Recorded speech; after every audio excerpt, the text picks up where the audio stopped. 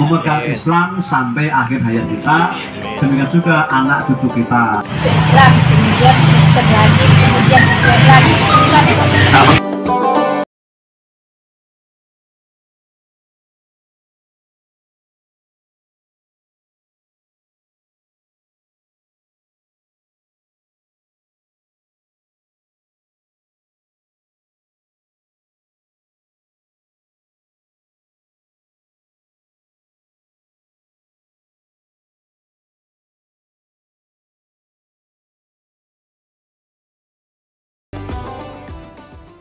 Dulu, ya itu mulai kapan? Ya mulai setelah sholat isya, nah itu sampai subuh, itu waktunya, ya dari subuh.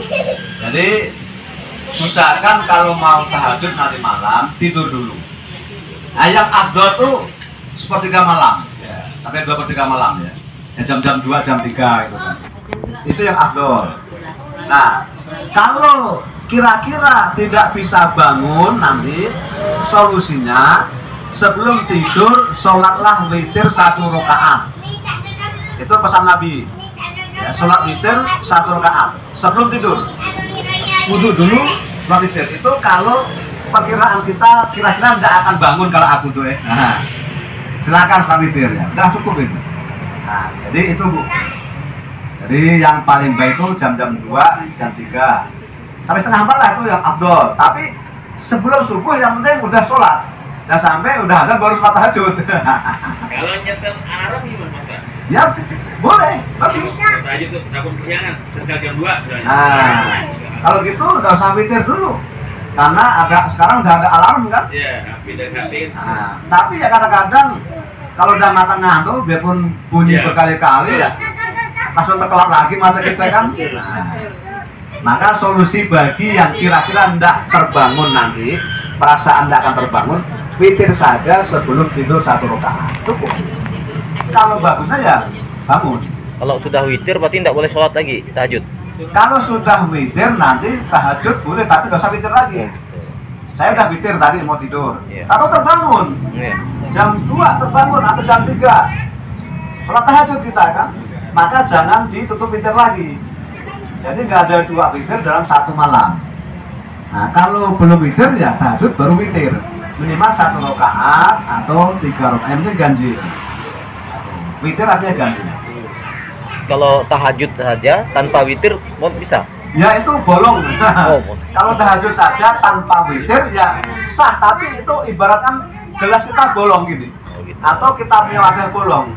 Nabi bersabda, jadikan ya ij'alu akhira sholatikumul witron. Jadikan akhir sholat malam itu witir. Islam, kemudian Kristen lagi, kemudian Islam lagi. Bolak-balik. Jadi kalau ada orang Kristen masuk Islam itu luar biasa, hidayah Allah. Apa kata Nabi?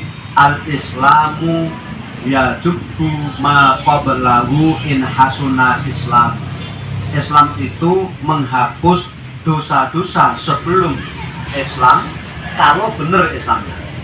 Masuk Islam benar-benar akan Allah hapuskan semua dosa masa lalu. Itu Umar bin Khattab gimana juga masa lalu, memusuhi Nabi, mengubur anaknya perempuan hidup-hidup. Masuk Islam, kata Nabi, siapa yang masuk Islam maka ya sudah lalu Allah ampunkan semua. Kalau benar Islamnya.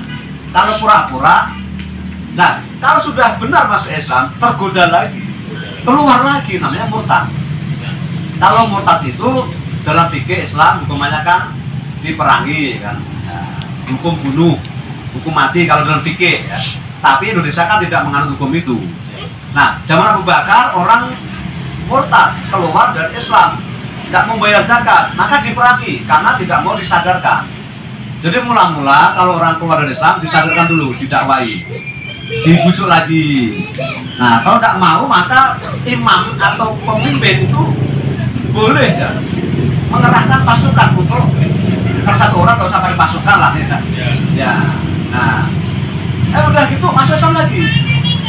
Bagus, berarti dia sadar gitu ya.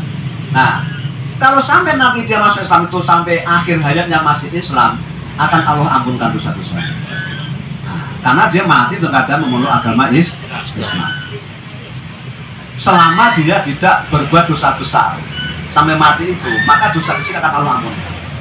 Kalau udah masuk Islam, balik lagi ke sini sampai mati, maka kata Allah, orang yang amanu summa kafaru, amanu kafaru lagi, maka tidak akan Allah ampunkan. Allah sediakan azab yang pedih nanti. Itu main-main itu. Jadi tergantung akhir hayatnya. Maka kata Nabi dalam hadis arba'in itu, al-a'malu innamal amalu bi khawatimiha. Amal itu akan dilihat pada akhirnya nanti.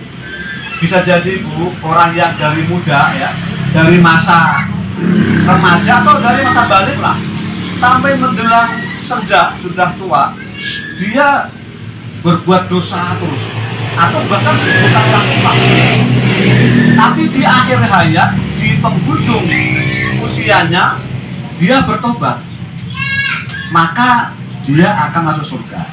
Kata Nabi, ada orang yang dari awal sampai akhir itu dia mengerjakan amal ahli neraka, tapi di akhir hayatnya dia takdir Allah berlaku, dia berbuat amalan ahli surga, maka dia ke surga.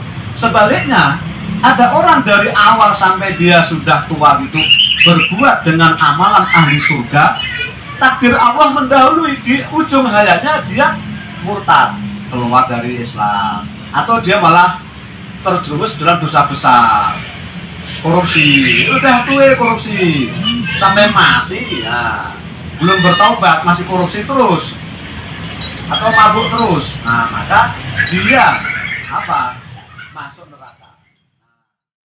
Untuk istiqomah memegang Islam sampai akhir hayat kita, demikian juga anak cucu kita, amin ya robbal alamin.